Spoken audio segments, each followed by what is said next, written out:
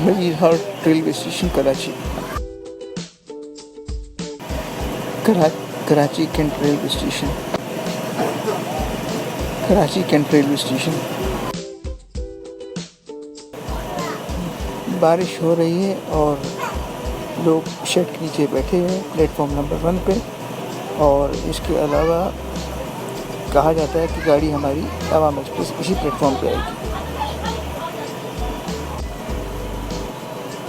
आवाम express तो 11:30 पौने 12 बजे आई प्लेटफॉर्म पे और 12 बजे के करीब निकल गई।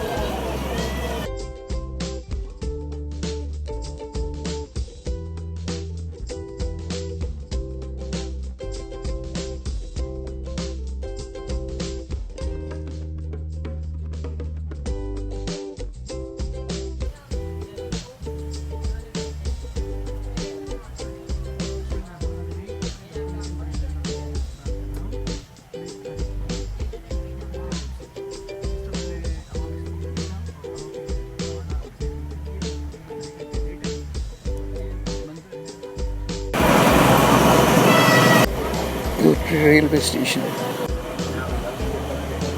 ये हैदराबाद है और हैदराबाद का वो इलाका जहाँ लोग गाय भैंसे पालते हैं, बेसिकली गवालों की जगह है।